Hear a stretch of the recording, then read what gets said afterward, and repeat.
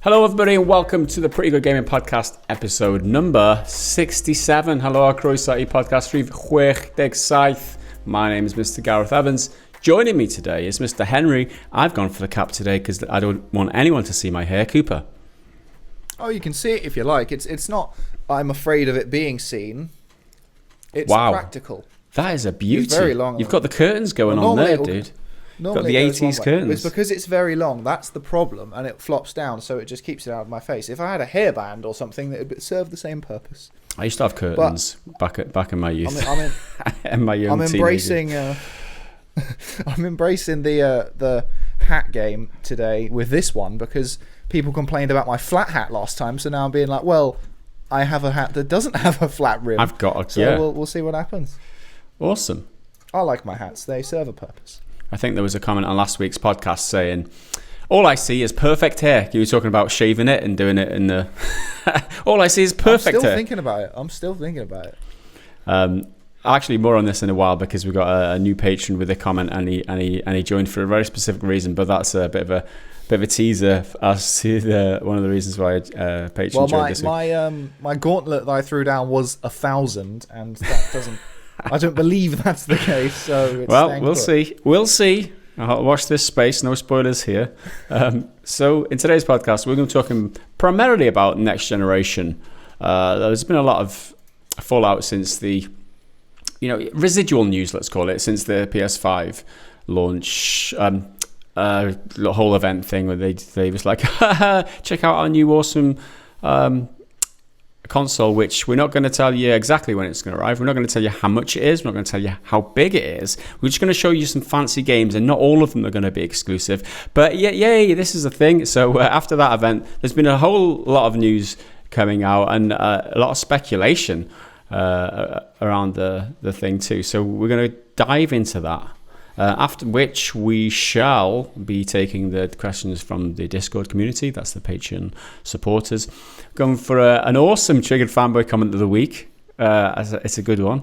After which we have the YouTube comments, the regular, normal YouTube comments. Some of the best comments of this week. And then the dad joke of the week to finish off the podcast as usual. So Henry, how has your week been this week in gaming? What you been up to? It's been all right, just, slaving away, doing the old daily triples and whatnot. But I've already told Gaz this, but I'm going to share it with the rest of the world. I am going to take off next week, so you won't be hearing from me. We may still do the podcast. I think that'll probably can still go ahead, assuming there's anything worth talking about. But there will be a whole week's worth of multiple news stories that should be at a vein ready to tap. But I just need a bit of a recharge. I feel a bit burnt out, and I want to just chill for a bit. I haven't had any... real time off for a while, and I just need a bit of a break. So bit of a refresh. Yeah, absolutely. Yeah. Creating content like this, although it seems glamorous, it is a lot of the time very demanding, especially when you're having like creative issues and you feel, I've been on YouTube for over 10 years now, and I it comes and goes, but motivation sometimes isn't always there. Creative burnout is definitely a thing. Go and ask any of your favorite YouTubers; they will say that. So so look for just for next week as a warner, as a primer for you guys.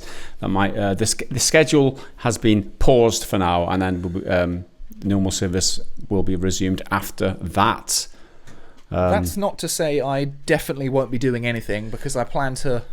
Last of Us is out on Friday, so I plan to play a bit of that. I might play a few other things. So I might still do something, but I'm not not forcing myself to do anything if I don't want to. It's a good time to take some time off, to be honest. The Last of Us Part 2 arrives. I have definitely been planning. Like, I've been sitting on this for a while, thinking like, right, well, I do want to take a bit of a break, but if I kind of just push through these next like 2 weeks or whatever, then I can just relax, play Last of Us 2, get really depressed because it's really fucking bleak and it's meant to be even bleaker than the first one, and there's like no levity, no humor from Ellie, so I can just be sad and then have time to process being sad and come back probably about the same, to be honest. Yeah, I've seen one of the Discord members have had their copy arrive in the mail, I'm jealous as hell. That was like a couple of days ago too. I was so hoping it had arrived this morning in the mail because I went with this outlet, which is notorious for sending copies out early, and it hasn't arrived. So obviously this is a physical version, not the digital version. So I was disappointed, but I will be looking forward to the postman arriving tomorrow. And if it doesn't arrive, I will be very upset. Let's put it that way. Because I've been itching to see my dispatch email all week, and it only just happened before we started recording. So it better arrive tomorrow, otherwise my first no idea what I'm going to do. You're going to be gutted. Just going to be lost. Gutted. Okay, so let's jump into the agenda then. So first up, some discussion around Horizon Zero Dawn. Sorry, it's not Horizon Zero Dawn, it's Horizon Forbidden West, Horizon 2 as it is known for all the Horizon fans. It is confirmed now it's not coming at launch to the PlayStation 5. It's coming at 2021, and this is the game director Matthias de Jong who confirmed that in an interview. So not at launch, it's coming 2021. It's not really surprising, is it? That's what we expected. No, I don't think it's a surprise because I feel like they would have said that at the stream event thing. They would have said coming holiday 2020 or something because that's because of the good little buzzword. But prior to that, I would have expected it to maybe be a launch title, but after that, not so much. But it does. We don't really know if any significant games are coming at launch now because they've got every PS5 owner gets GTA 5 online for free. You get the Astrobot, is that it? I think Astro's Playroom. That's it.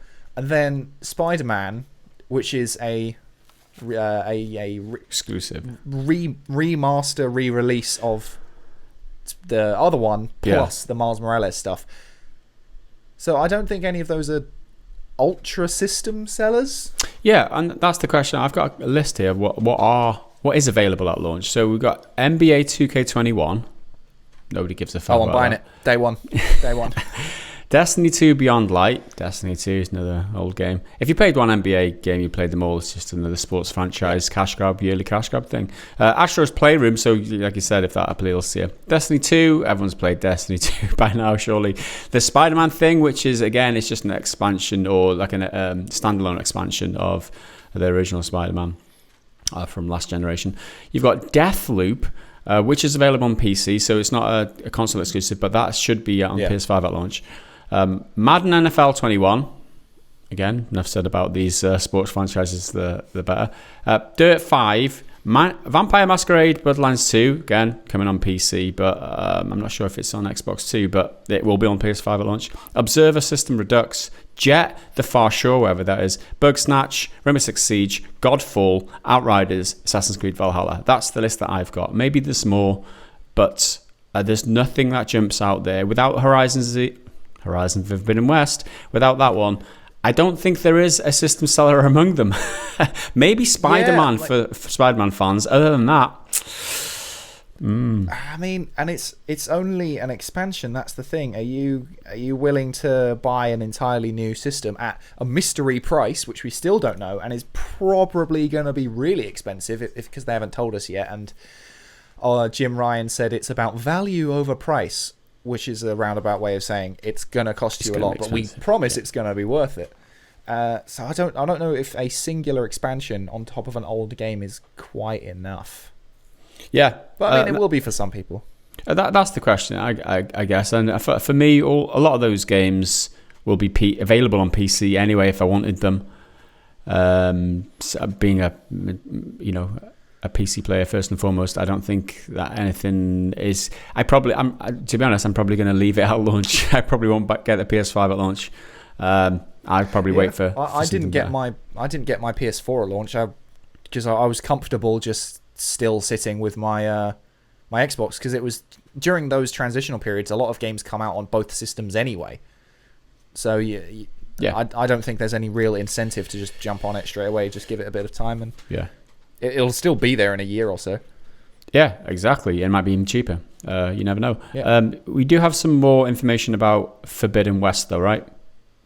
Yeah. So there was a video I picked up called Horizon Forbidden West Guerrilla Talks, and it sounds like it's a huge thing, but it's only about like 3 minutes or something.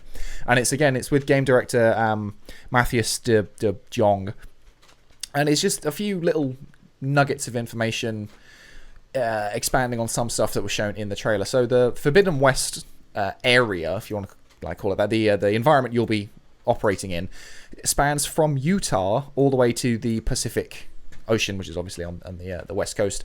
And with a bit of finicky googling, I've worked out that that's around 800 miles in a straight line, like as the crow flies. So that sounds like an expansive area, but obviously that'll be shrunk down at least a little bit.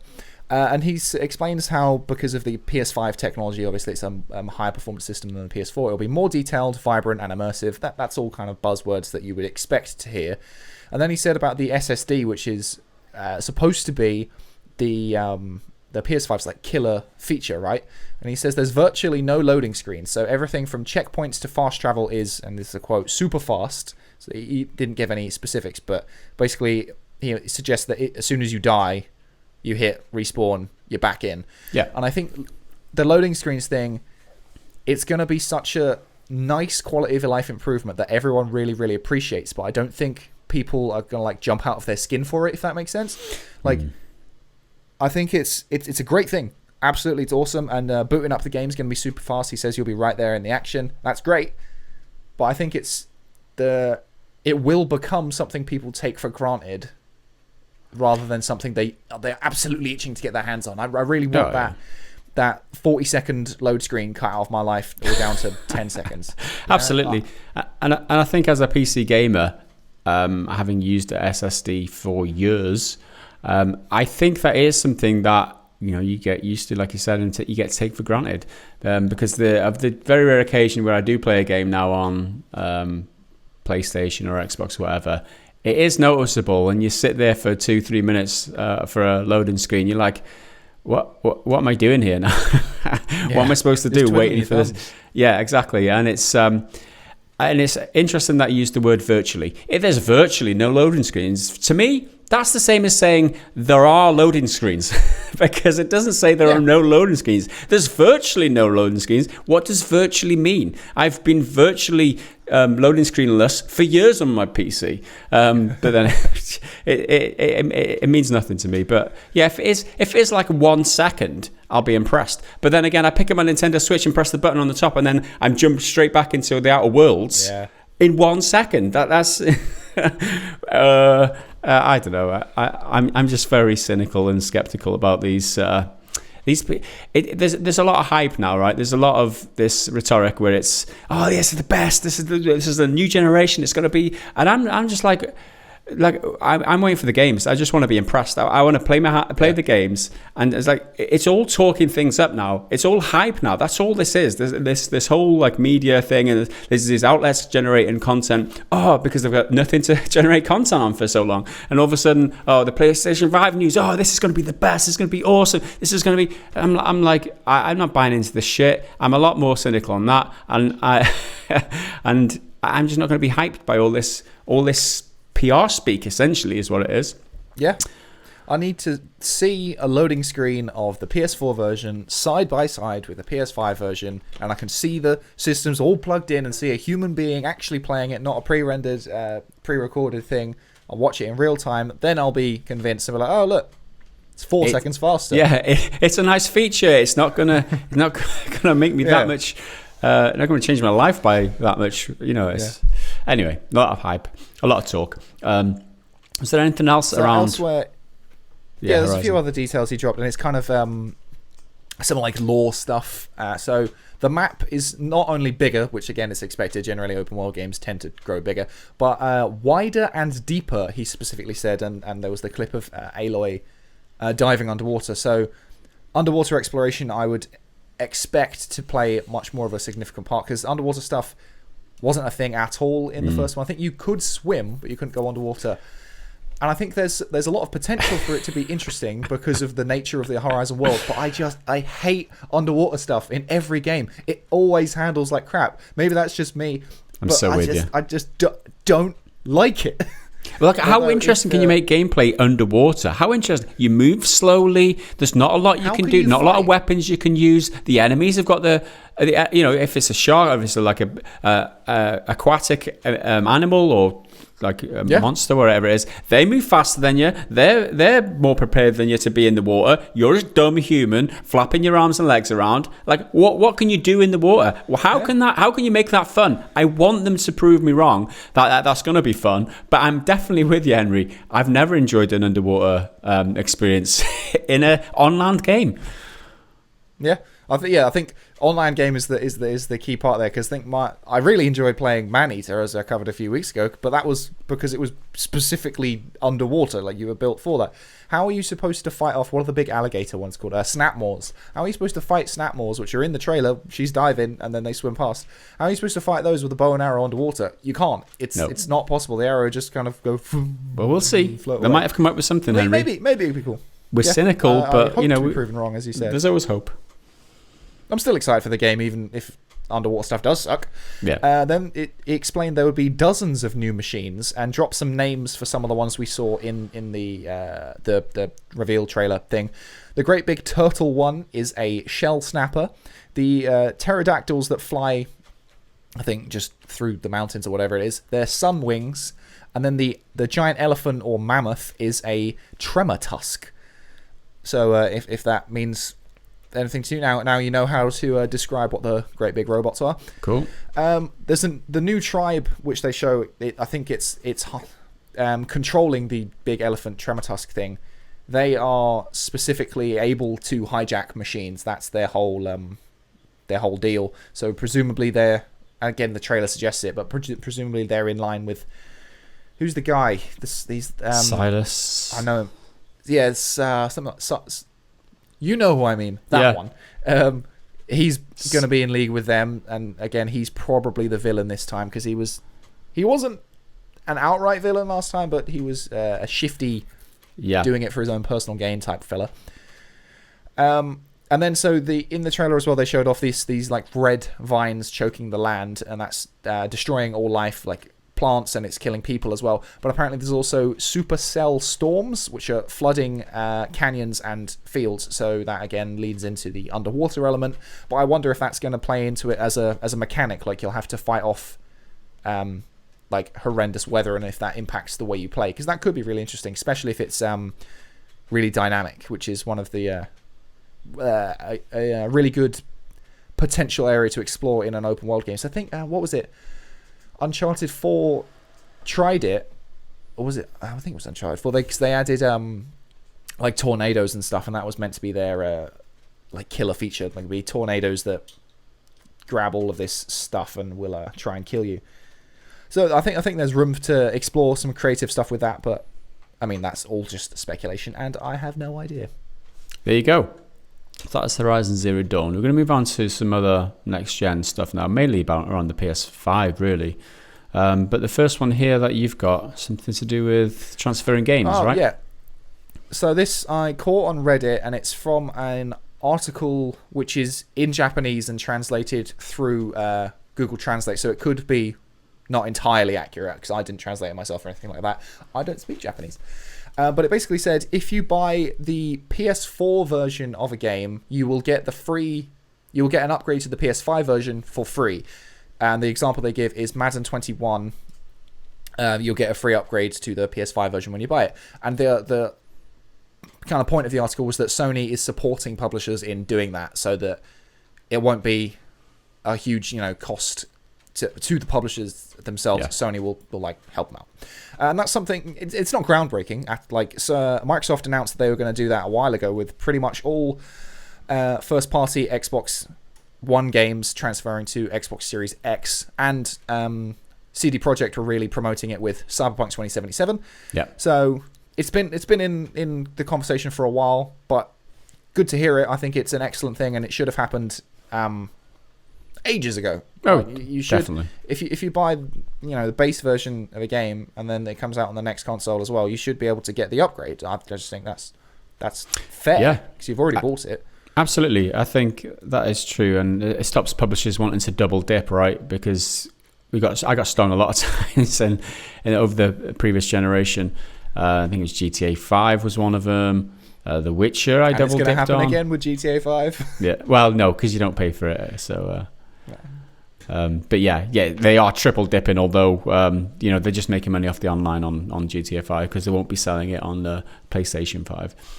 But yeah, that it's definitely pro-consumer, that's for sure, and that's what we're always railing for here on the channel. It's like, why should we have to pay for something twice just because we've upgraded our hardware? We should still be able to play the game. So that's pretty cool. So no official. Is that an official? Yeah, it's just a Reddit thing for now. It's not widely circulated, so it's not an official announcement. Well, the article was an interview with Sony Interactive Entertainment Japan, but it's not like a public press release. It's just something they said in a conversation, and these people go back on that crap all the time. So we won't know until they actually come out and say it in a proper statement. So there you go. Next up is how much will it cost? Now, there was a listing on Amazon in France which was put up but then took down because apparently it was fake, or it was screenshot. It was a falsely circulated Amazon France listing anyway. So everyone was talking about it being €499 or $560, £447 if you're in the UK.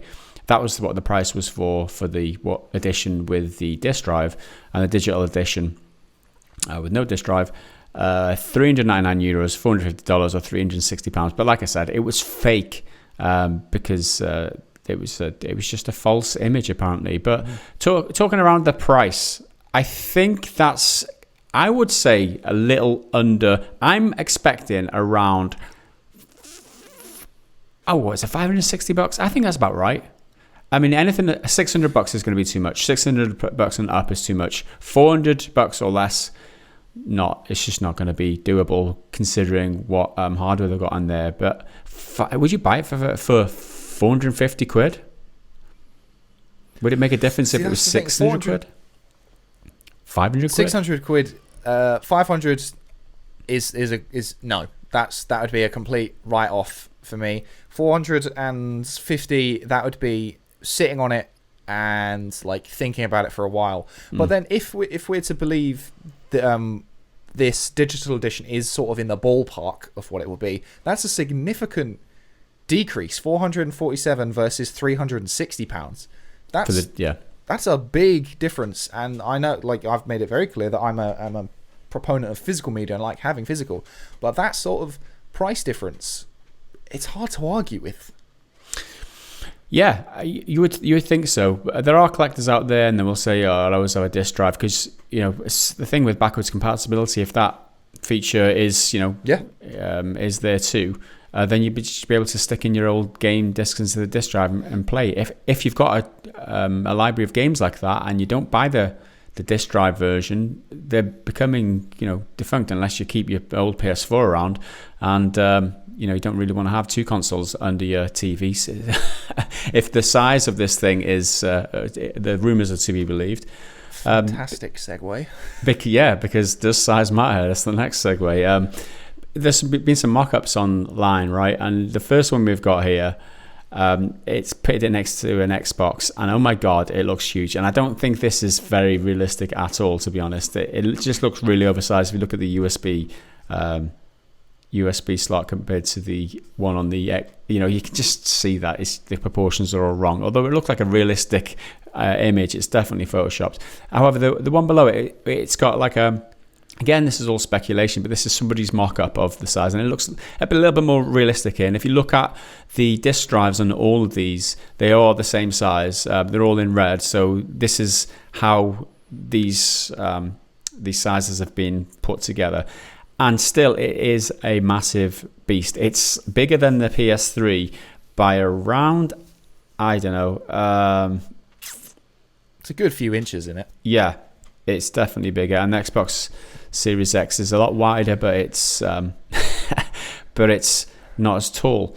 So, I mean, a lot of people saying the thing is ugly. It was not going to fit. I mean, if it's too big, it's you're talking about. I've got a huge PC under my desk here.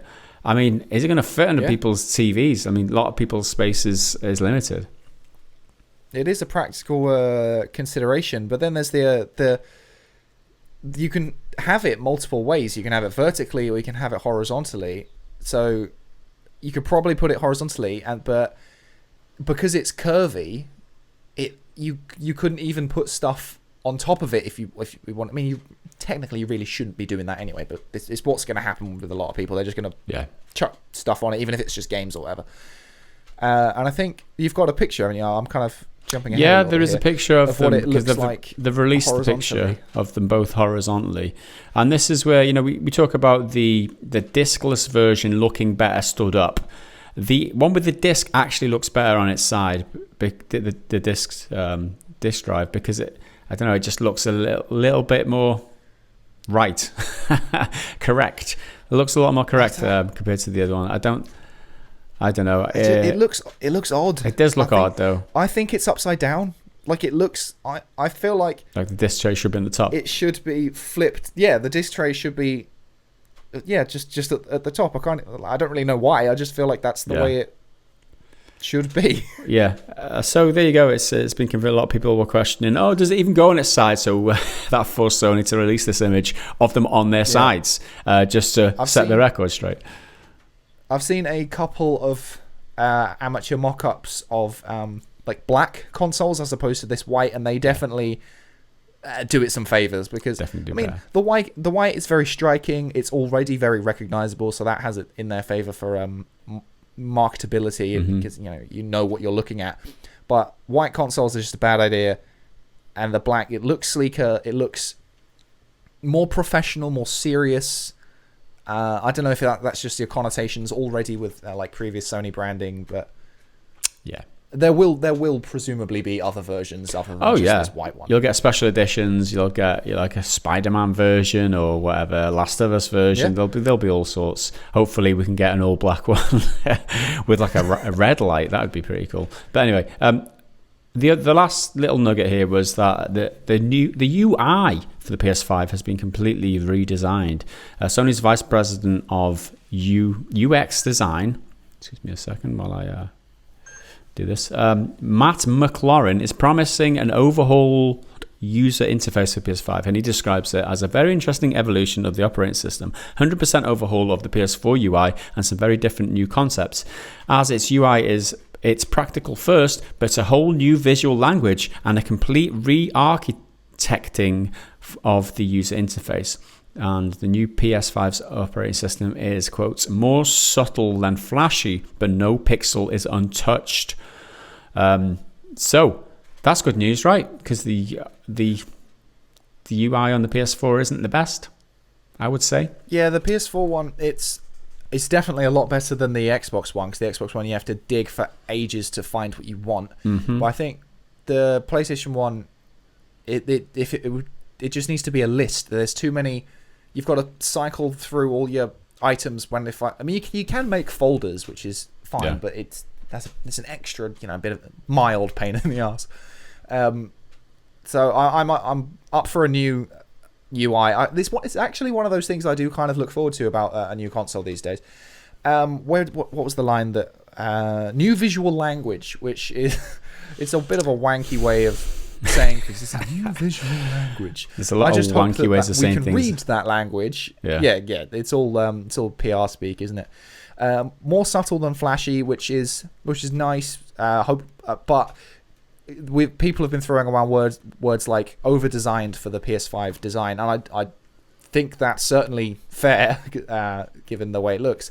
But also one thing I saw somewhere, I think it was on Twitter, someone zoomed really far into the PS5, and it's textured, but it's not just like bumps or grain or anything like that. It's actually the symbols, the square, X, triangle, and circle, just really, really small. So that's a fun little extra detail, but it doesn't get in the way of anything. So hopefully they carry that sort of design philosophy into the UI, and they do mean that it's not just flashy, but it does have little details here and there. So I like that, but so long as it's not a ball ache to use, then it's fine. It has to be functional first. Absolutely. I totally agree. And, I've always found the UIs on these consoles unintuitive whenever I go in. I've obviously gotten used to the PS4 one now. I kind of know where to find things now, but the initial kind of the barrier to try and figure out how I get exactly what I want, it was, I don't know, as a console noob, a self-proclaimed console noob like myself, it wasn't intuitive. Let's hope they can, if they do change things, make it more intuitive. I think with the PlayStation 1, it looks like it's built for a phone or a tablet. It looks like it's meant to be touched, like you swipe across with your hand to find your items. So just make it more appropriate for the platform that it is, and you'll be onto a winner. Absolutely. So let's move on next. The last bit I've got here is The Verge is reporting that Microsoft is focused on optimizing its existing Xbox One dashboard for the upcoming Xbox Series X, so the UI is as familiar as possible. The Xbox Series X dashboard will stay aligned with the Xbox One, but with some enhancements and updates made before the new console launch. So the shitty UI on the Xbox is staying, but they're just they're enhancing it. Is that making it more shitty, and they're updating it? I don't know. Like you said, I think they've got a lot of room for improvement on there. That's for sure. It's not as bad as it used to be. It used to be way worse, but it's still not great. You spend half your time digging through menus. Their store page is ridiculous. If there's about 4 different buttons that take you to 4 slightly different pages of Game Pass. Mm-hmm. Like, I don't want to look at the charts. I just want to look at everything. I don't care what's highest rated. Yeah. I don't care what's coming next. I want to know what's here now. It's just overcomplicated, and it shouldn't be. There you go. So let's move on next to the community section. So this is where we take questions from our Patreon community over on the Discord. If you want to get access to the Discord, you have to become a member and support the channel, because we really need the help of the community who do appreciate our content. So head over to patreon.com/prettygoodgaming, or click the join button if you're watching on YouTube, and you can get early access to this podcast for a couple of days, as well as access to the Patreon Discord, and you can ask us questions on the podcast and such like. So this week we've had a couple of new recruits. Sebastian Stroiznig that has become a $1 patron, and his patronage comes along with a comment. He says, "New patron here, came for Henry to mess his hair up." Came for Henry to mess his hair up. So that's one of the $1 closer to getting your hair shaved, which is nice. Yeah, I mean, you've just got to find another 900 odd people, and then we'll do it. It's doable, guys. It's doable. We should do a GoFundMe page. Next up, Ben Brown, $5 patron. I appreciate that, dude, Mr. Ben Brown. Lee Hassett, again, new $5 patron. We appreciate every single penny. It really makes a huge difference. And speaking of which, Neil Roberts has increased his pledge from $1 to $5. And I'm going to say that all of these were in response to getting your hair shaved. So let's keep the running total. We're on now, $15? $15 towards Henry's hair shaving fund. Hair shave fund. So I've already got clippers. I don't need to buy anything. So as soon as we hit that 1,000 mark, I'm ready to go. You set the bar so incredibly high. I don't think you ever want to go through with this, Henry. I've got a sneaky suspicion. Oh, it would. I'm not sure how much I'd enjoy it, but it would make for excellent content for you to consume. Yeah, there you go, guys. The challenge is out there. Let's do this. Let's hit this goal for your good and our good. So next up, or the first up this week, rather, Metalshark has his weekly quiz. Now, these quizzes have been running for a number of weeks, and he never lets us down. Oh my God. So huge thanks to Metalshark for these quizzes, and it's Henry up this week. Metalshark starts with a quiz again for Henry, with Gareth coming next week. Was impressed with the 7 out of 10, although with 2 not being known, it was still unfair. Have tried to find a roster you'll definitely know, but to even the odds, have cranked the difficulty until it won't go any further. So these are definitely characters that you know, Henry, but slightly more difficult. Okay, so first up, you ready? Let's do it. Get to know me better, and I may sound like a geek, Did a tour of Afghanistan at my physical peak. Jacked it all in to be a grease monkey, saving my brother from his addiction to whiskey. I think this is what's his name? He's got a stupid name, and they take the piss out of it in the game. Is it Deacon St. John from Days Gone? Because he used to be a soldier. He calls his best friend Boozer his brother, who goes through, without spoiling it, goes through a bit of trauma. Is it? Absolutely is. It's Deacon or Deke St. John. His nickname Deke sounds like a geek. Whilst in the US Army, he did a full tour of Afghanistan. When discharged, he became a mechanic working for Jack and saved his brother-in-arms Boozer from his whiskey addiction. Well done, Henry. Next up. Not known as being an all-round fun guy, I've been able to make grown men cry. Split with the wife and can't keep track of time. Only care now that the cargo is fine. This is, if it's who I think it is, this is very clever, well worded to be as vague as possible, but I think it's good. Is it Joel from The Last of Us? He's not very fun. He's made men cry because the opening sequence is very, very moving in The Last of Us. Split with his wife because he's a single parent. Can't keep track of time because his watch is smashed. He only cared now that the cargo is fine. Ellie is his cargo that he's transporting, and that's all he cares about. Final answer. Yeah, it is. It's Joel. And it helps that you've recently replayed The Last of Us, that's for sure. Joel from The Last of Us. Fun guy being an appalling dad joke about cordyceps and Troy Baker's acting bringing a tear to many. Cordyceps? Because it's a fun guy. Oh, right. Like a fungus. He split from his wife, and his watch, given to him by his daughter, is not only broken, but he fails to turn up at a reasonable hour at the start of the first game.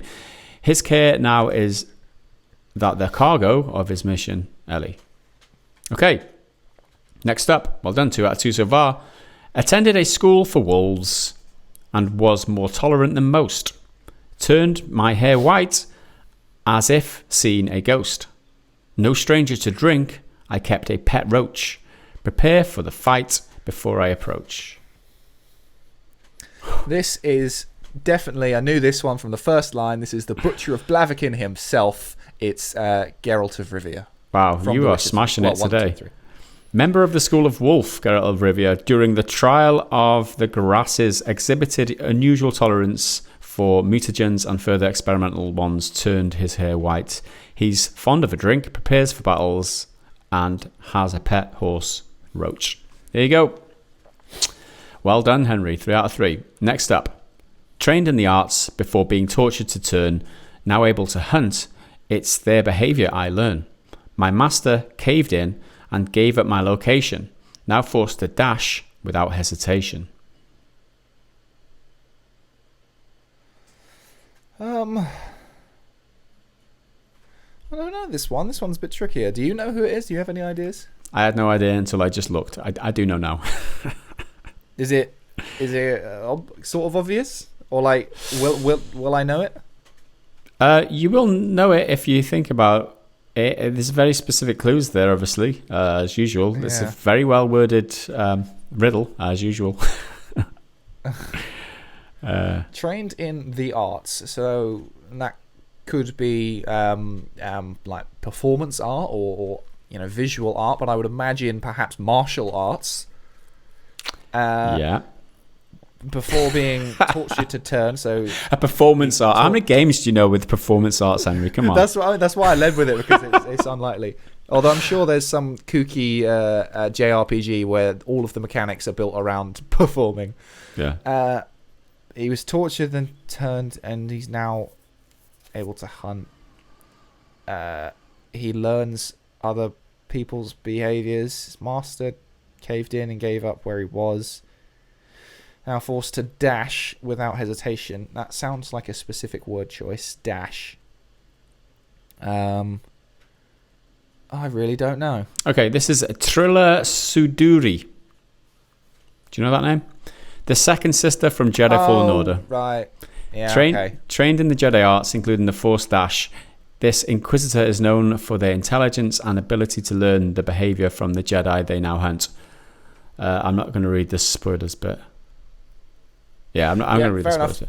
See. That was tough. Yeah, it was tough, and apparently it gets tougher. That's what Metalshark says. So you started well with 3, but it's going to get tougher from here out. And this is the next one. I'm a pro from Illinois, an evil scientist, accidentally created my arch nemesis, have an N on my head, and wear yellow gloves. Either have a crazy barber or suffer with baldness. I don't know what his name is. Isn't he the villain from Crash Bandicoot? I don't know what his name is. I've never really played Crash, properly. I played a couple levels. It is. It's Dr. Neocortex from Crash Bandicoot, a professional evil scientist born into a family of circus clowns in Peoria, Illinois. His hair is mostly missing apart from the round the back and a tiny part of his fringe. I'll give you that one. 3 out of 4. 4 out of 5. Give me a whole point for that. Yeah. You can have it because you didn't play the game, see? Okay. You didn't play the game, so you can have that. Okay. Next up, might act all brash, but have best intentions at heart. For the good of the planet, I must play my part. Let my best friend go when it got tough. Now we've both got barrels coming off the cuff. I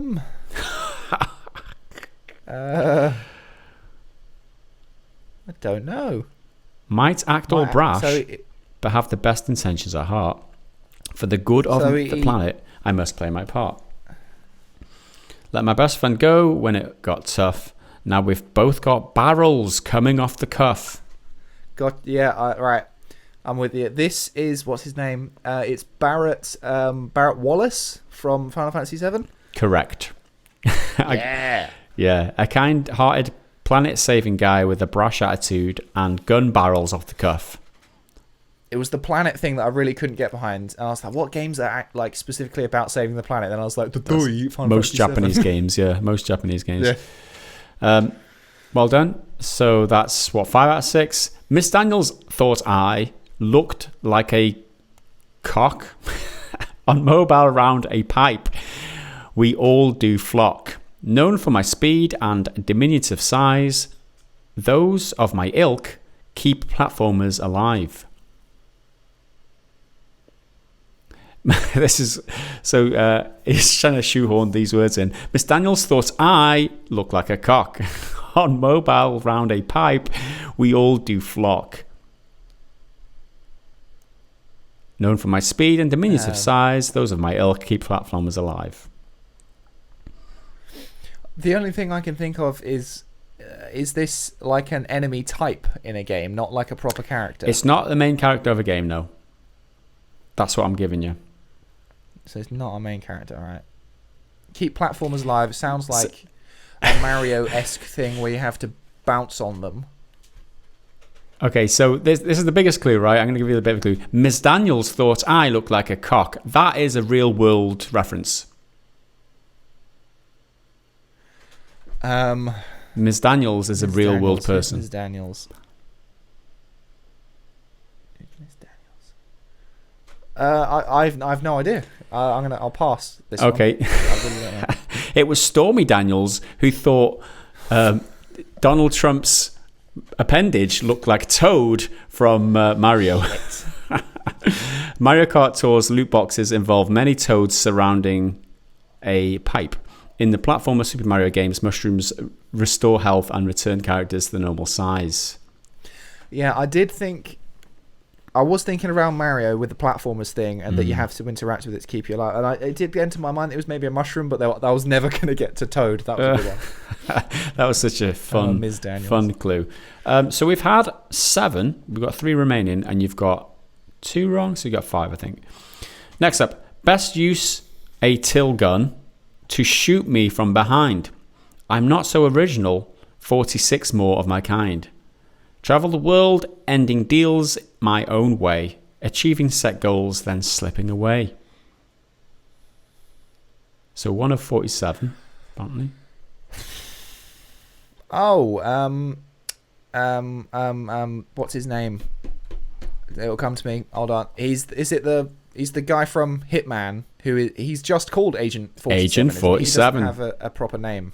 Correct. He has a barcode on the back of his neck and is Clone 47, performing hits around the world. Congratulations. That is 6 out of 8 so far. There are 2 remaining. Next up, might be a teen girl, but I'm more mature than Brat. Act out of character, and I'll remember that. As time goes on, I prefer to be segmented, but when in a group, will keep humanity cemented. This, I don't know. I think it's just Clementine, isn't it? I don't know if she has a surname. Clementine from Telltale's The Walking Dead games. Absolutely. Apologies for how bad a pun segmented was. When remarking on her preference not to be part of a group, she acts as a moral compass in groups and apparently remembers many actions you may take. Yeah, the remember thing. She'll remember that. What? It's just struck out the most. It's a meme, yeah, a meme. Okay, lastly now. Spent quite a long time away from the home. Parents aren't around, so now sit on the throne. Have a garish choice of clothes and voice all high pitch. You'll probably not pick me when next on the Switch.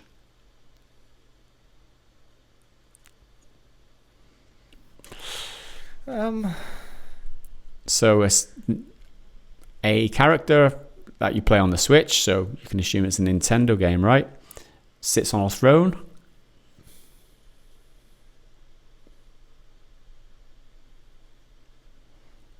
Come on, man. Who sits on the throne? Who's a Nintendo character that sits on a throne?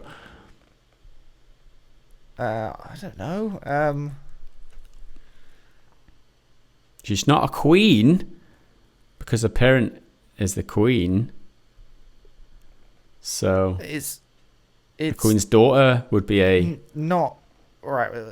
Well, that's the Princess Peach. Correct, Princess Peach from the Mario series. You gave me huge clues on that. That's got to only I did coax it. I did coax it out of you. This shrill pink character, often kidnapped, appears on many Switch games with parents that are, as far as I'm aware, yet to make an appearance. There you go. That was quiz today, and you got 8 out of 10, Henry. Congratulations, and thanks again, Mr. Metalshark, for your awesome quiz. What did you get at home? I want to know what your scores are, and I don't want you to lie. I want you to tell me what your score was on the quiz. Those were tough. They were getting. Really It started well with 3 out of 3, and then they got tougher. So yeah. Next up, we have the question which we forgot last week, and oh my god, I apologise for that. Game of the Ages. Not that recurring question. See, someone's complained before when we do this question because it's a rolling question and people don't care, they just skip through it. Then we miss it last week, and someone complained that we didn't do it. So, yeah, Marcus Hicks. It's kind of become a staple. So this is a comment. I'll read it now. Marcus Hicks from last week's podcast says, "What gives, guys? No Game of the Ages this week. Quite disappointed by that oversight. Hope it makes a reappearance next week. I will give mine anyway. My Game of the Ages is 2007, and there can only be one contender, The Witcher. Even though I came to this game long after its release, it's easy to see how things launched such a massive franchise in spite of its flaws."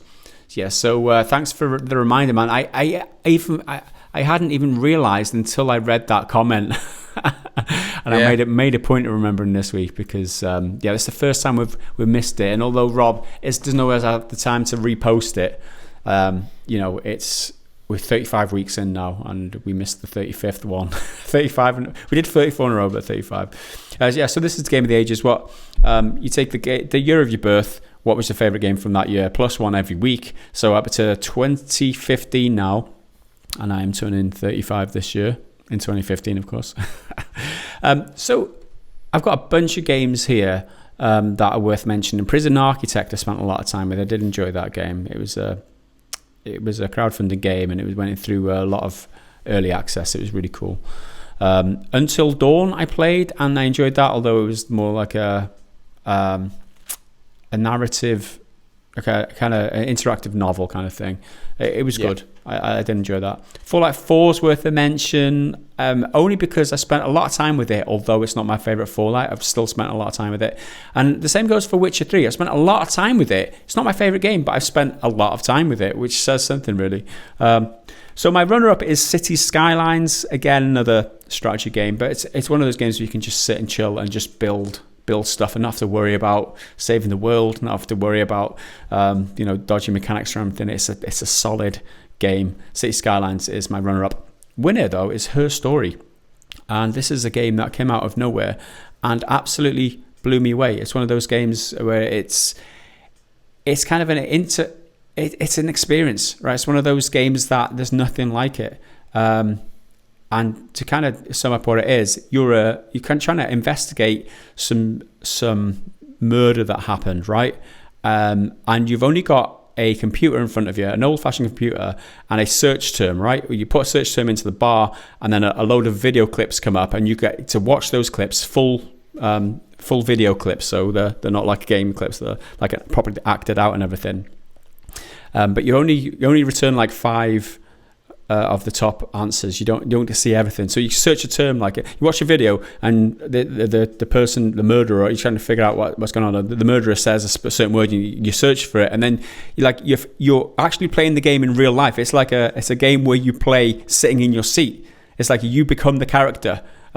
Which it's very. I don't think I've ever felt like that playing a game before, and that's why I'm heralding it. Hailing it as my best game of 2015 because it gave me an experience that I never had before. I strongly recommend. I haven't spoiled anything of the game. I strongly recommend you go and play that game if you haven't done before, and if that sounds appealing to you, because that's a huge recommendation for me. And there you go. Let's move on to because you've run out of years, because you're just a young wee whippersnapper. You've gone on to films, and you're on year 2005 now, right? 2005. This year it wasn't as strong as other years. I mean, there's some good stuff in there, but nothing that really jumps out at me. So we've got Star Wars Episode 3 Revenge of the Sith, Peter Jackson's King Kong, Harry Potter and the Goblet of Fire, Sin City, the 40-year-old version, Charlie and the Chocolate Factory, the weird one with Johnny Depp, not the classic one, obviously, Constantine, The Island, Jarhead, and a smattering of others which I couldn't be asked to list. But the most obvious one to me is Batman Begins. Everyone loves Batman. Batman's amazing, and that's Batman Begins is probably the best Batman movie. I think The Dark Knight's a better film, and I prefer it. But Batman Begins is an excellent hero origin story. Christopher Nolan has such an amazing sense of pacing. His films can feel kind of long, but the way he blends scenes together and structures them, and they all flow really, really nicely. I think that's excellent, and Batman Begins is a fantastic film. Cool. I am aware that I've just read 2 in a row, so you do the next one, dude. Yeah, I can handle this. Who is it? Two Shot Tino. After the PS5 event and digital version of the PS5 being announced, bad news for GameStop right on the back of a pandemic, which has made more people start buying digitally. I've got a few questions. Number 1, will this be the last generation to offer a disk drive, especially as it would help to reduce a carbon footprint? All right, so we'll sit on this one for a moment, and then we'll move on to the next one. Yeah, I reckon it could well be. I think it'll probably go. The norm will be either no consoles at all, but I don't think we're quite there yet because so many people are moving to PC. The gap between the ceiling of video games in terms of like visual fidelity and stuff, which is what a lot of these publishers really, really care about, that seems to be plateauing now. The jump's nowhere near as big as it was a few years ago. Well, I think the norm will become the standard version will be the diskless one, and then maybe there'll be as the secondary one, the extra one will be the disk drive version for people out there who are collectors and who are dedicated, because I think the physical market is still huge in terms of big game releases. Altogether, the world is leaning more towards digital. I saw someone comment the other day, I think it was on a video the week before last or something, saying, where'd you get that statement from, saying all gamers are going digital? I'm like, well, I didn't say that, but if you look at the raw numbers, everything is moving digital because physical is declining. That's not to say physical isn't still important, especially in AAA and big budget releases like The Last of Us. That's going to have a huge physical presence, but it's reducing every year, every quarter even. Yeah. I think if you look at industries like the music industry, that's gone pretty much all digital now. You just stream your music. Who has CDs anymore? Only collectors. Who has vinyl? Obviously, vinyl's still a thing. Collectors, right? And that's what will happen to the games industry too. However, there does have to be some improvements to internet speed infrastructure, because that's a huge barrier for a lot of people. Unless you can access music's really easy. It's a few megabytes and you've got a whole song, right? A game is not the same, and unless the internet speed is there to match the demand, then there will always be high demand for physical media. And I think if you consider Sony, who will pretty much always going to put a disc drive on their systems, because they own like the Blu-ray technology, don't they? So it's like they're always going to put a Blu-ray drive on there because they want to sell Blu-rays. They've got nothing to lose by doing it.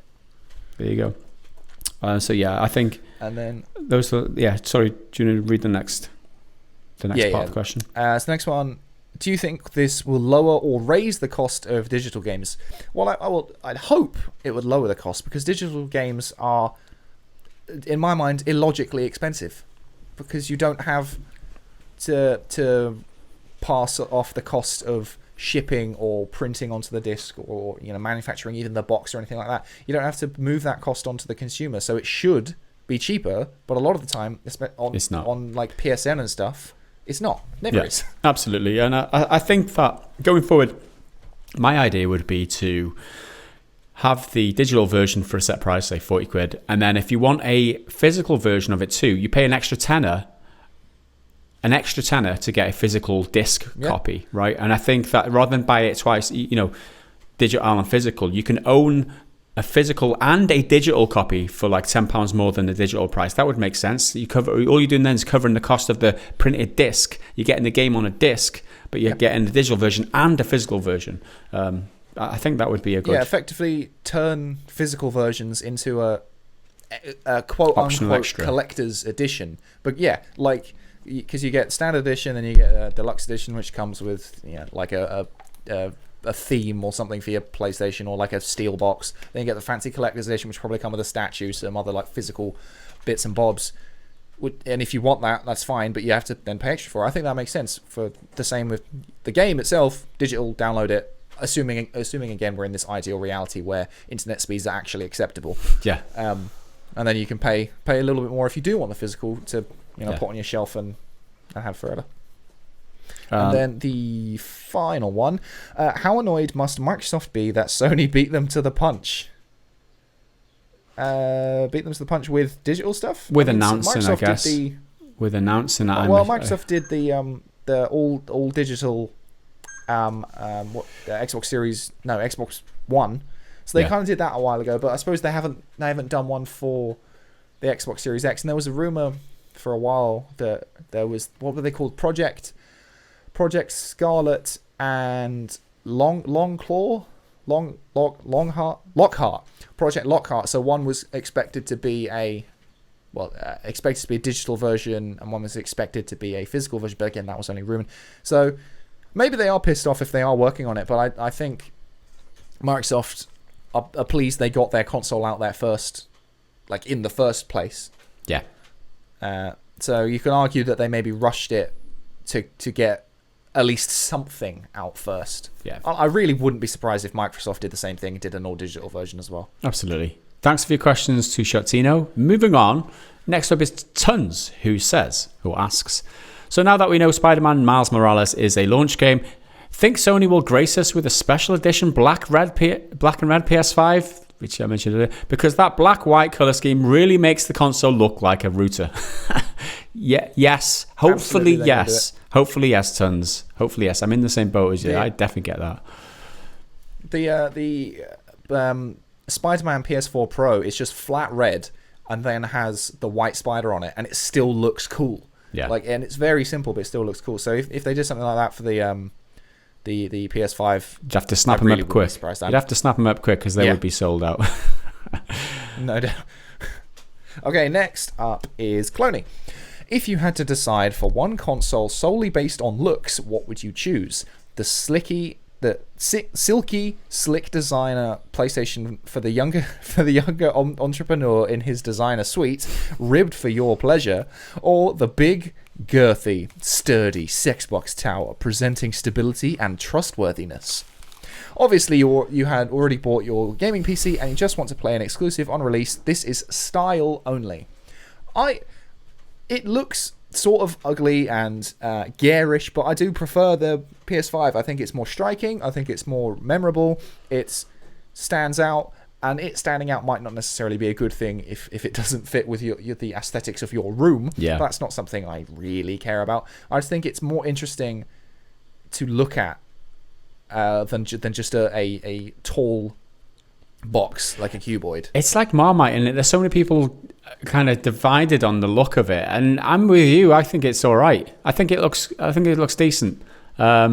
I mean, it's one of those where it's a reactionary response to like, oh, it's different, so it's oh ugly. my god, shock people, horror. Not saying everyone. Yeah. But like, a lot of people will just say that at first, but I think a lot of people are going to come around to it just because the initial shock of, oh my god, it's curvy, it's got like spines on it, it looks weird. Right. I think it'll come It's around. different, man. It's different. I don't care that it is a bit kind of out of kilter with the rest of my furniture and electronics or whatever. I don't care. It's not a black box. It's not a boring black box, is it? It's something different. So on that reason, for that reason, I'd rather look ugly and at least be different. Yeah, exactly. We all want character. Just a bit of character. Yeah. That's all. Okay. So next up is this one. Is that right? Yes. Yeah. So Dayoth is next. Given the sudden string of remakes we've seen, like the RE games on Final Fantasy VII, so not remasters like the Dark Souls or Skyrim releases, but legitimate remakes, what are some games you'd love to see given the proper modernized remake that still holds true to the original game?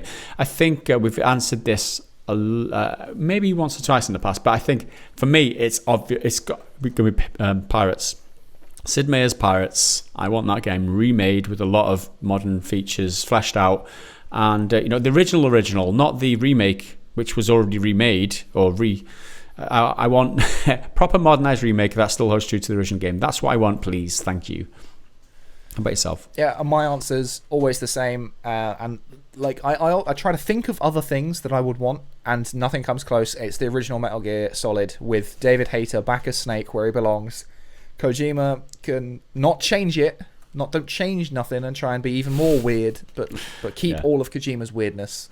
And So Dayoth answers. No question of that in my mind. Dayoth answers. I recently played Trials of Mana, and I think that would prove an excellent standard to live up to. It modernizes the gameplay, but keeps true to the original game, including an Amazon modern arrangement of the soundtrack. Modern arrangement of the soundtrack, which by comparison likely killed my interest in the Secret of Mana remake that came out a few years later. One game I want to see remade, and more I think about it, is Seventh Saga, a classic and stupid difficult JRPG of the good old Enix days before their merger with Square. Thanks for the question, Mr. Dayoth, and let's move on. Okay, next up is Rage Andy Kid.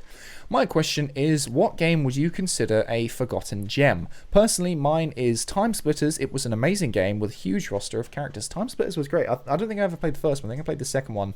I never a lot, but I remember really enjoying whatever I played of it. So a forgotten gem, a hidden gem.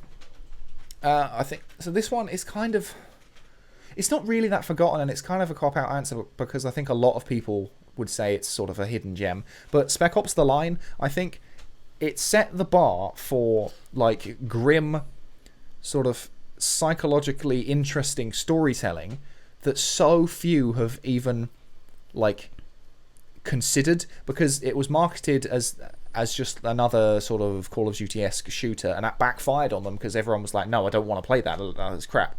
But it's actually really good, decent third-person shooting. It's very linear and whatnot, but if I don't necessarily want a sequel to carry on the story or anything like that, but a game like that is challenging for the characters and puts them in like uncomfortable situations. I love that sort of stuff. It's why I really like The Last of Us, and hopefully we'll like The Last of Us 2. We'll see.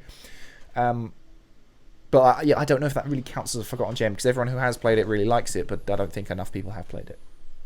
I agree with that. I don't think I have anything off the top of my head. Can I go with Her Story again? That was a forgotten gem. Other than that, thanks for your question, Mr. Rage Andy Kid. And let's move on to the next one. Now, this was left on Neil Roberts, was the guy who increased his pledge this week. And he posted a long post, which I'm going to summarize. He's a console player who owns both consoles, and he watched the PS5 reveal and was very hyped. The hype died a lot when he discovered that, in his own words, quote, there are only 9 games being truly PS5 only titles, one being a free tech demo, Astro's Playroom, another a half game, Spider-Man, one remake remaster, which is Demon's Souls, and I feel a little duped, was his quote. Now, he carries on, I'm having a real bad case of deja vu to the PS3, overpriced, oversized, and overhyped. And all this talk about the showcase blowing Xbox X out the water feels wrong. Rewatching the May show for Xbox, the amount of gameplay versus trailers was about the same, something Xbox was attacked for, yet Sony was not. But the messaging was a lot more clear there. Third-party games enhanced for Xbox Series X. Now, it's interesting that he puts his opinion out here where he said at the very start he plays both consoles and he doesn't have a preference for either. So it's an interesting take, right? So the questions are, what do you guys think? 1, Microsoft's messaging is more honest and clear right now, and is this really a good look for Sony? I think it's a very valid point. A lot of hype was that PS5 reveal. The more I reflect on it, it was a lot of hype, a lot of it was all show business. This is all for show. It's like, let's get hyped about the next generation. Yeah, look at all these amazing games, half of which you can play elsewhere or aren't even coming at launch or whatever. Microsoft, yeah, maybe a bit more honest. I mean, that's a good observation. I think the hype question I think is interesting, because I think Sony actually did a sort of terrible job of generating hype for their console, because they delayed it for so long. They didn't say anything. There was complete radio silence. There's rumors coming out of the wazoo about when it was going to be shown off. So I'm not sure that Sony themselves can be criticized for that. There's certainly a lot of hype in the community, and they didn't do anything to stop that. But I don't know if it's entirely fair to say Sony overhyped it, because I don't think they really hyped it at all until it actually happened, and then they said, here's when it's happening. But even then, that was like a 30-second dramatic trailer of the controller saying the future of gaming. Like, I don't think that was that big of a deal. After the fact, yeah, full of trailers. They've been shown everywhere. PlayStation Twitter's retweeting the same trailers over and over and over and over and over again. So now the marketing machine is very much in motion. So I think that's fair. Microsoft's messaging is absolutely more on point and clearer, because Sony has not really said what they want to do, because they've just been like, here's the console, here's the games, and you would think that would be enough, but realistically speaking, it's not, because those games, as you pointed out, there's only 9 exclusives to the PS5, and then Microsoft has made it clear that, okay, so we've got these exclusives like Forza and Gears and a couple other ones that they showed. I can't remember. Hellblade. But they also said, like, we're doing everything we do is also coming to Xbox Series One for the first year, the Xbox One for the first year, and then coming out and saying the thing about how what we talked about earlier in this podcast. The games, if you get it on one, you get it on the other. Yeah. As well. They came out and said that straight away. Sony still hasn't really said that sort of things. I mean, it's still very early. The reveal only happened like last week, so there's still a lot of space to fill with this sort of chatter. But I definitely think Microsoft is clearer in what they want from the console and what they think it means. And I think that even saying that, you're likely to rile up some PlayStation fanboys out there, because these days you're not allowed an opinion without someone else disagreeing with you on the internet. Yeah. But our opinion is that they've been more honest, they've been more open about the features and stuff on an upcoming Xbox, whereas Sony and PlayStation have kept their cards close to the chest for ages now. And like Henry said, all they've done is reveal too close a very select bit of information. They've only shown you the information that they want you to see, and this relates to the next part of the question here, which says trailers for multi-platform timed exclusives should show all platforms at the end of a trailer, or at least say will be available on other platforms. The same could be said for the whole Epic Store, Steam as well. Well, yeah, because they don't want to tell you that these games are coming on a different platform while you're watching the PS5 show. And that is very carefully curated. All that information in that reveal is very carefully curated. It's not, you can buy this on PC as well if you want. That's going to dwell a lot of the hype. All they wanted from that reveal was the hype to build, and it worked. Like all these outlets now, PlayStation 5 is amazing. Top 5 features, top 10 features. PlayStation 5, Xbox versus PlayStation 5, top features, and all these trash these articles which are literally nothing, based on no information. It's just like, that's what got us really excited. Excitement isn't going to please me when I sit down with my £500-600 machine and try and play a game. Yeah, it might load up in 3 seconds, but is it going to be a good game? Is it going to be next gen? Is it going to be much different to the experience I'm having now on my PC? Those are the questions that I want answering. Not, top 5 feature. I'm ranting. It was going to happen at some point. It happens every week. I think Sony is... I'm not saying they should do this, but Sony... I'm not surprised that they don't put that sort of stuff, because it's their show, it's their trailer made for their event. So they would never put, we're throwing it on other systems as well. That they would never do that. But I think, perhaps they should. This is what I mean. So I don't think they should be doing that, and they should be, morally informing the consumer as well as possible. But they're not going to do that because it's not in their interest to do that. Yeah. However, if you take, what's the game? Deathloop, something like that. Their Sony trailer, it says it's coming to PS5, this, that, and the other. All right, that's great. But then I think for all other trailers that Deathloop upload that are nothing to do with Sony's event, and they are independent, uploaded to their own channel and shared by IGN and GameSpot and all those other outlets, in those trailers, you absolutely have to put it's PS5 at this point, PC at this point, this and all that crap.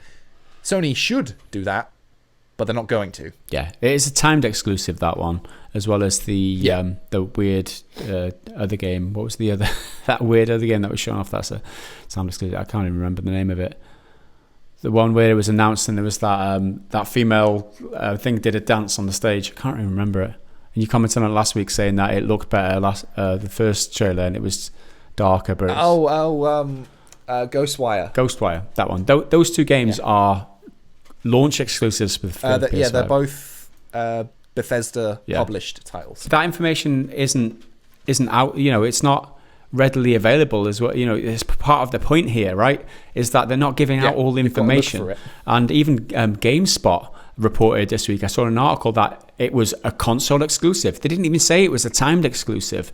There's misinformation out there. Like, these are major outlets who can't even get their information right because Sony aren't, because of the control of information. This is how it works. They dupe you just to take your money. That's it. That's the bottom line. These big corporations. So anyway, on that note, on that cynical note, let's move on to the triggered fanboy comment of the week. And this is a gem. This is off last week's podcast. And I said, trigger warning, we're about to give you our opinions about games you probably like.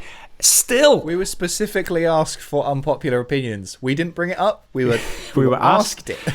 Still, Lucas Zembrzuski, he was triggered. He's a fan of the channel. But he was a fan of these games even more. And he says, This comment, this isn't disparaging this guy. He's not being really mean or anything. He's just upset with our opinions. He's proper triggered though. We're not mad at you, Lucas. I just thought a couple of comments about it. Right, Lucas. He says, "Dudes, you say Dark Souls is shit, and you didn't even play it." Now, firstly, Henry said he didn't play it. I definitely said I played Dark Souls. So I said Bloodborne is shit. I'm not commenting on Dark Souls because I haven't played it. Anyway, so let's clarify that first. And then you say that The Last of Us 2 might be good because you didn't play it yet. Yes. Why? How is that? Any game that I haven't played might be good. That is not a stretch of the imagination there. That is a fact. By the way, I never played Bloodborne, but Dark Souls is my favourite series ever. So this is where the triggered bit comes in. And if you don't recognise how great level design is in Bloodborne, so first question, how do you know how good the level design is in Bloodborne as you self-profess that you haven't played it? And then he says, Bloodborne and Dark Souls 1. Saying that we didn't enjoy a game, this is my point now, saying that I don't enjoy a game like Dark Souls 1, is not saying that the level design is bad in the game. It's not saying anything about the game. It's saying that my enjoyment of the game wasn't there when I played it.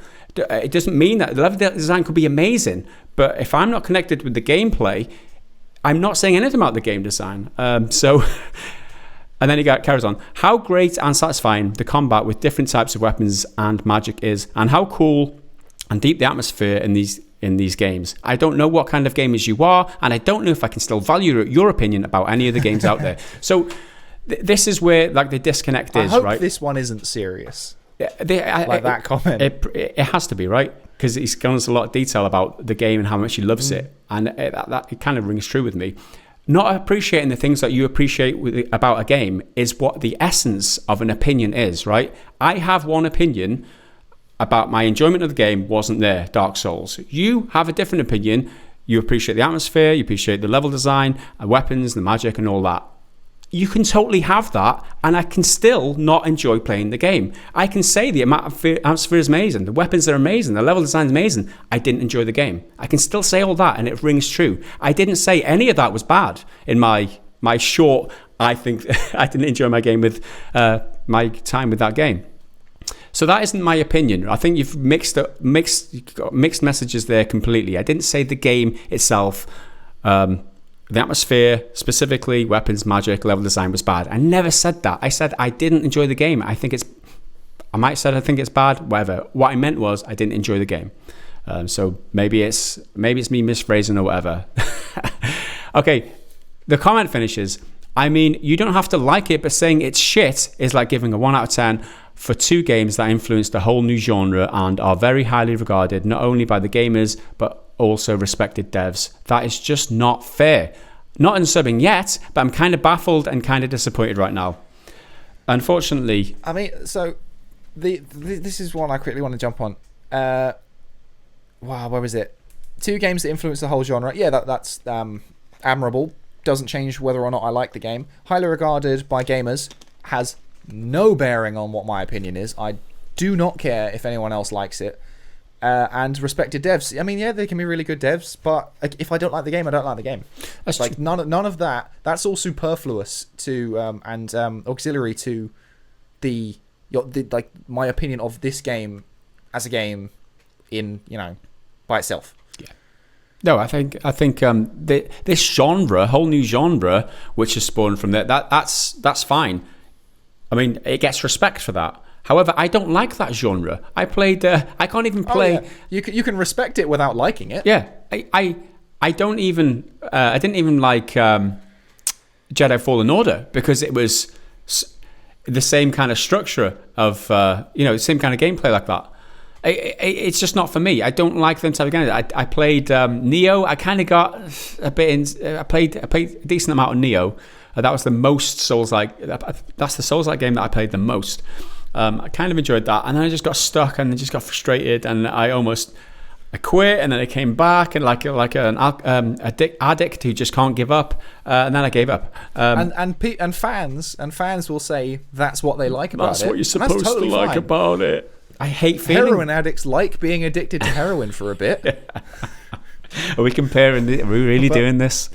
Are we really doing this? Well, some of those guys are definitely like junkies on this thing. Yeah. Nothing wrong with that. Whatever you do in the comfort of your own home is your business. It's all about the gratification you get when you beat the game. No, it's not. It's about enjoying the fucking game. That's my opinion. I'm not saying this game's shit.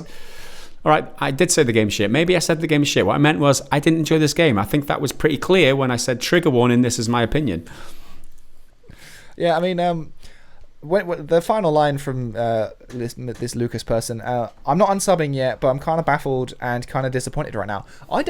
This shouldn't come as maybe you're a recent subscriber, in which case, hello.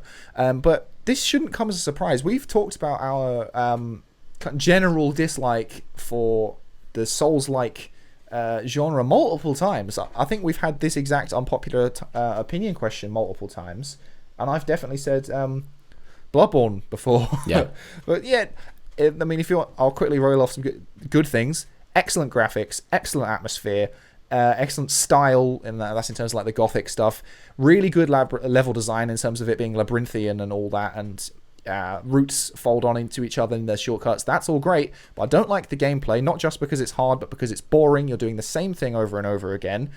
And then I also don't like it because it's hard, because I don't think it's hard in terms of challenging me to try new things. It's hard and for the sake of being hard, and I don't think that's fun.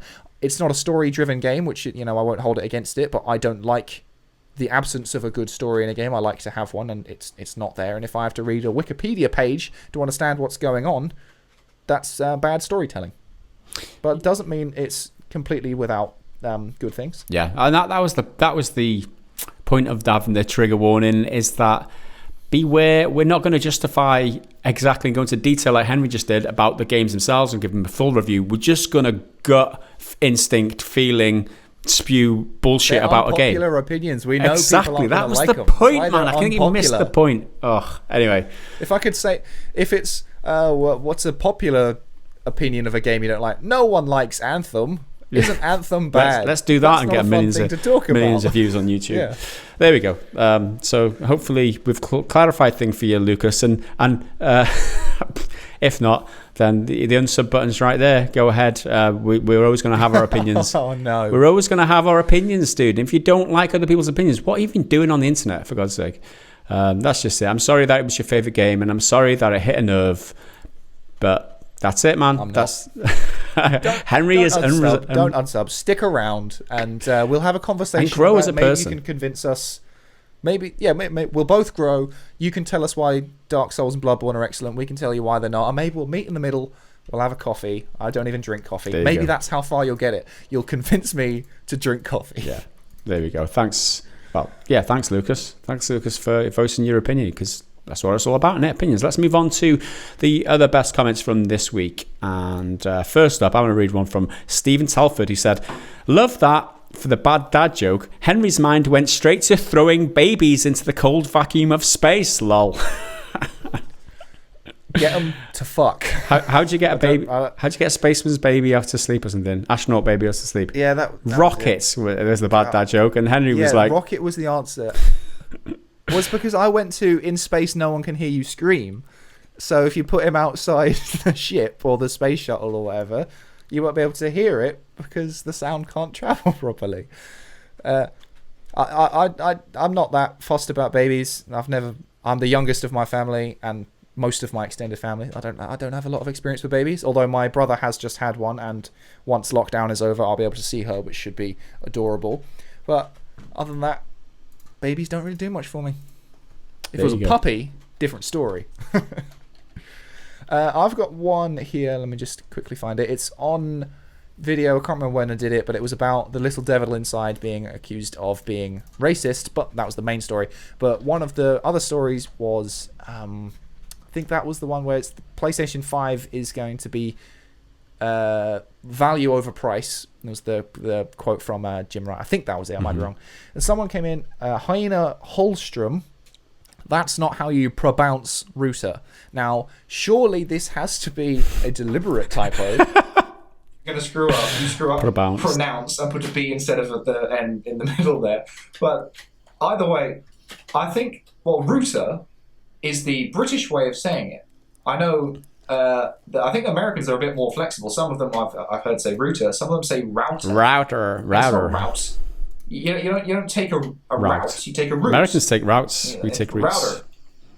No, you tap the T as well. That's a little linguistic thing for you. Router. No, it's a router in my land, and I will continue to call it that. There you go.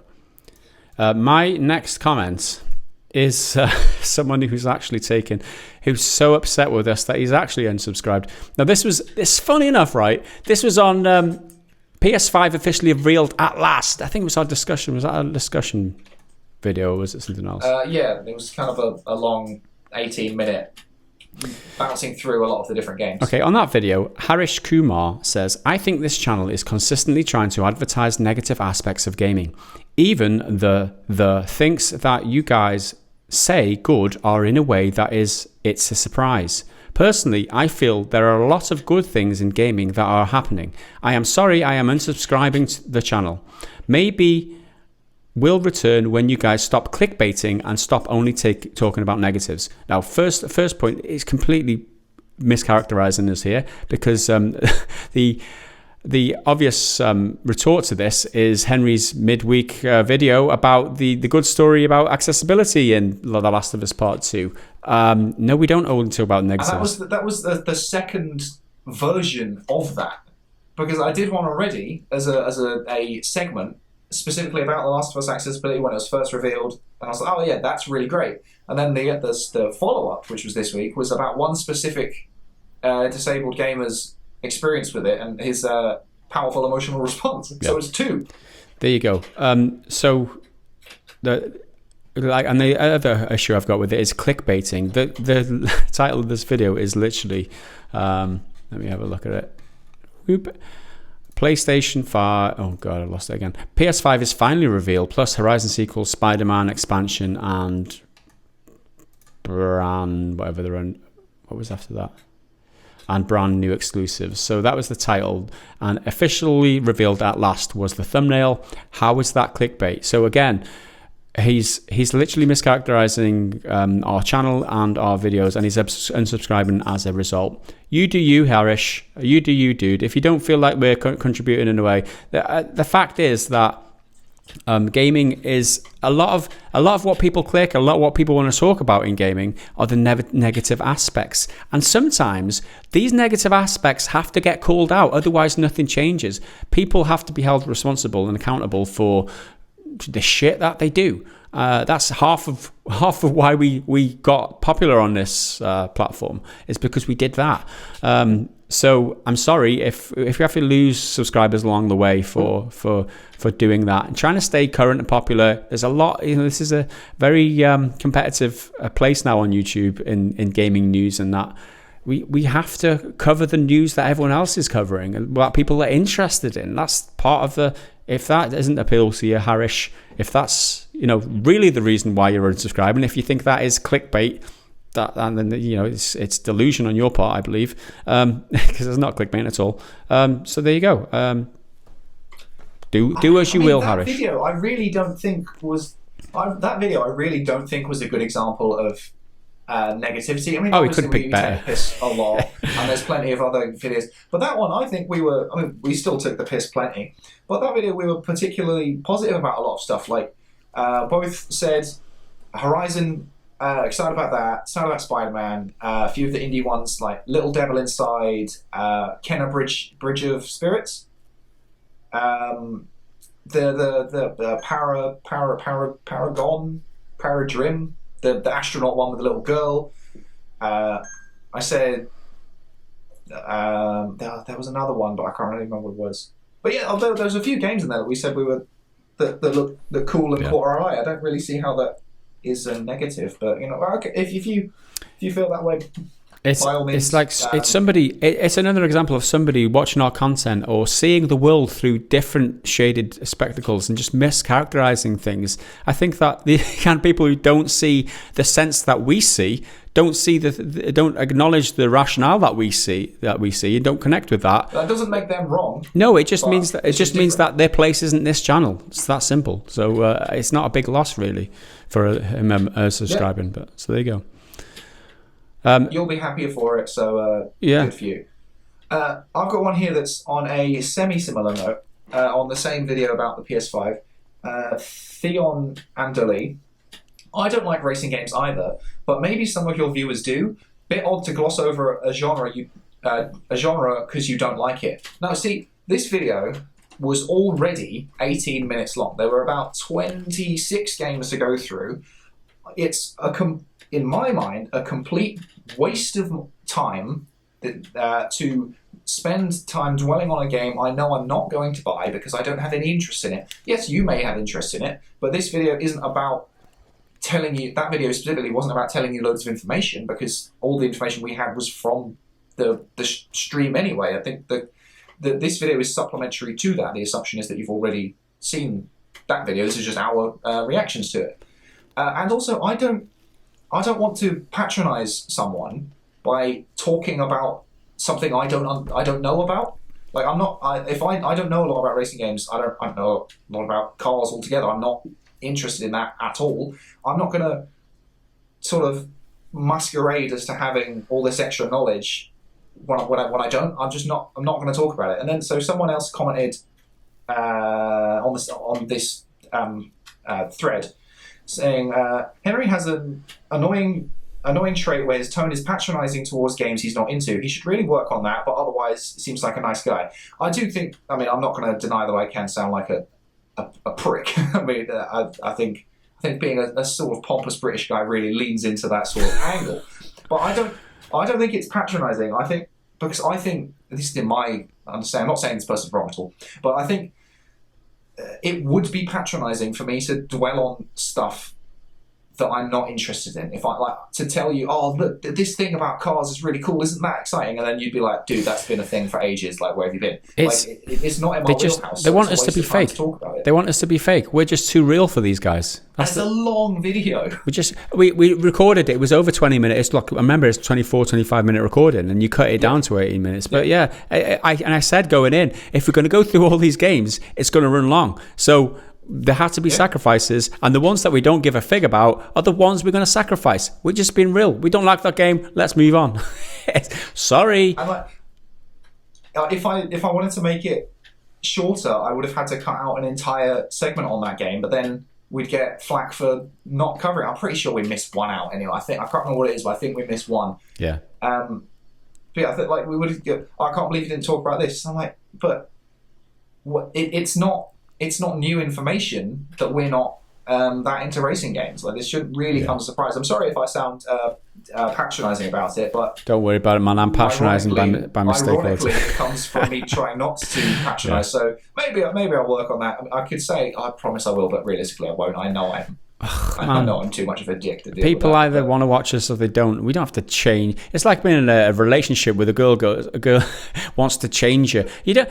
Can you please stop doing that? Can you please stop being you? Can you stop being the person that you are just so that you fit in with my expectations? No. If you don't like us, then you can go elsewhere. Go and find yourself a better boyfriend on YouTube. I don't know what you're trying to change me for. It's that old chestnut. Anyway, moving on to the next comment. I've got Carcilla here. Concept idea. Have a happy Friday special where the new nuggets are all positive events from the week. Thanks for yet another great video. Obviously about the positive story that you did. I've thought about that so many times, doing a specifically positive show, but there's two things that are a problem with it. News nugget dedicated things, we've done them before, don't do well. I mean, they're probably won't do any worse than we're doing in general now. Yeah, they just don't do well. There's too many things, too quick. The triples already aren't very friendly to the thing. So nuggets really wouldn't do well. As positivity doesn't do well on YouTube for the most part, especially.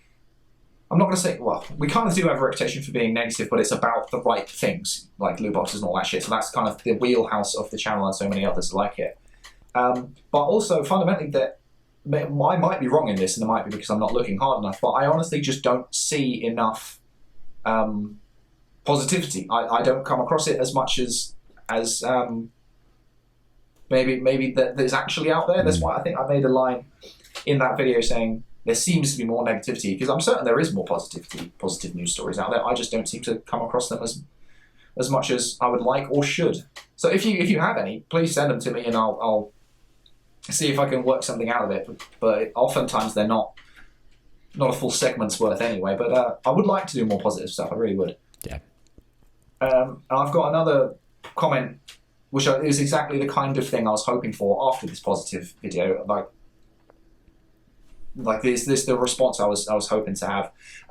So it was about this disabled gamer. This is from Terra J. OMG, thank you so much for introducing me to Steve Taylor. I can't tell you how it feels to see someone else that is also in my situation, albino and legally blind. We're rare, but we're out here, and good to see other people like him. Good to see other people like me who game, has issues with seeing things, but we make do because it's what we love. I also appreciate the Switch's Zoom feature. And then someone else replies saying, "Oh yeah, it's really great. I'm in the same situation," type thing. And that's exactly what I wanted from that. I wanted to help this story get out, because this guy, some people were commenting like, oh, well, he's not really blind. It's like, well, if you actually listen to what I said and what he says in his own videos, which I linked you towards, he's legally blind. He's not, can't see anything but blackness. He has the condition, I think it's called nystagmus, which means everything he sees is permanently blurry, and it's way more severe than any person with normal correct vision. Mm-hmm. So these little things like UI elements and contrast elements means that he can interpret the world much more clearly and closer to the way people who don't struggle with these sorts of things do. I'm glad that I've now been able to reach at least one person and share with him a creator who's in exactly the same situation and can help. No, that's awesome. I think especially because this guy, he's got he runs a website specifically dedicated to reviews from the perspective of a deaf person or from the perspective of a blind person. So it's not all about, oh, this feels good to play because I press jump and he jumps. It's more like, can I read what's on the screen? Can I hear all the dialogue and that sort of stuff? So I think I just wanted to give the guy a platform, and it was positive, and we needed that. I needed that, and you got it. There you go. And it worked. And I think that's a good place to finish up this week. Before we go, we do have the very last segment of this week, which is the bad dad joke of the week.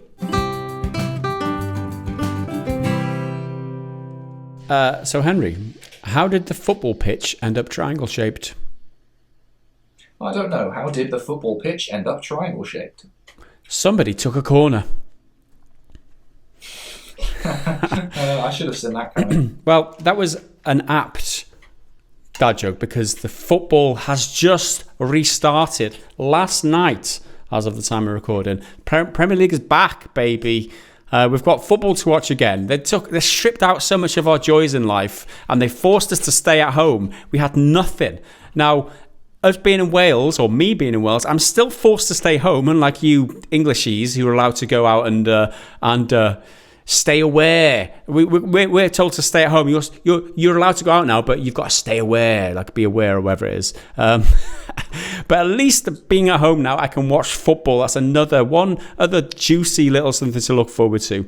And that will be my last rant of this podcast. So with that said, thanks for watching all this way. And if you do enjoy the content, you want to support us bringing this content, head over to patreon.com/prettygoodgaming or join the channel here on YouTube. You can get early access to this podcast on YouTube too. And until next week, on behalf of Henry and I, we will see you then. Until then, bye for now.